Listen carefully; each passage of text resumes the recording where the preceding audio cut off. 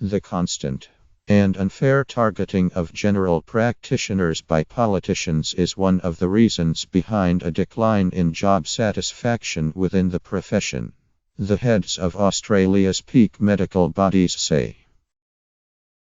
A report from the University of Melbourne's Institute of Applied Economic and Social Research published on Wednesday found general practitioners are experiencing lower job satisfaction and a decline in work-life balance. The findings are based on an analysis of nearly a decade of data relating to general practice, as well as data from a longitudinal study of doctors.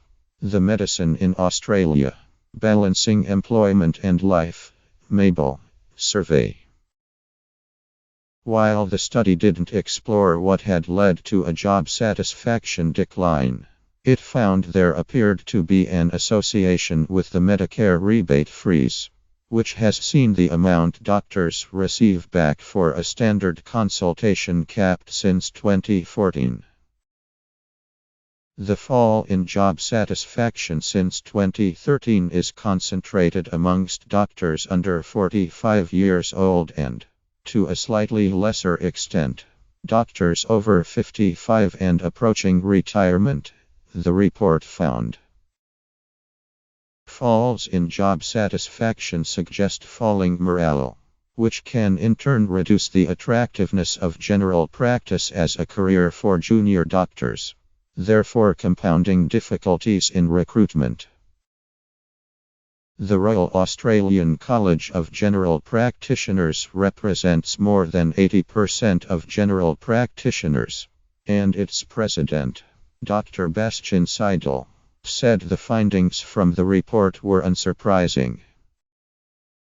GPs are constantly being targeted by politicians and policymakers as wasting medical funding and resources, Seidel said. We have been shaken, stirred, and put in the freezer in a constant kerfuffle about compulsory company payments and demoralizing debates around the rebate freeze. While the analysis found the personal hourly earnings of general practitioners increased at double the rate of real wage growth in the economy, Seidel said they earned less than half of the average wage of doctors from all other medical specialties. He described professional discrimination against GPS by those from other specialties, who he said sometimes viewed GPS as working in an inferior and less desirable area of medicine. There's not a single day where we don't get a discharge letter from hospital where it says, the GP can chase the results, Seidel said. We aren't Labradors. It's just bizarre and I wonder where this attitude comes from. I'm a clinical professor with a PhD and peers still ask what I specialize in. I say I am a specialist. General practice is my specialty. He believes part of the issue is trainee doctors only spend a short amount of time in a general practice rotation despite the high importance of GPS to the health system. General practitioners spend the same amount of time in medical school as other specialists, and are also required to undergo years of specialist training, he said. But he believes it is not promoted to medical students as heavily as other specialties. It is more attractive to become a cardiothoracic surgeon, which I think is boring as. But we are rewarding it with hundreds of thousands in Medicare rebates. Seidel said that when people suffered a serious and life-threatening condition, such as a heart attack, and were successfully treated in hospital, it was the surgeon or emergency physician who received the praise. GPS never get the limelight, he said.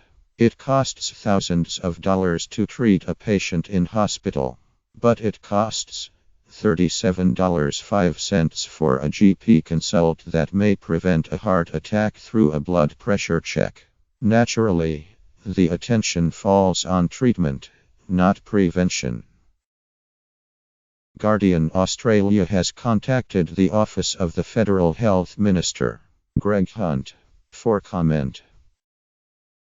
The head of the Australian Medical Association, Dr. Michael Gannon, said the report was based on high-quality data, but the findings about job satisfaction were galling, given the importance of GPS.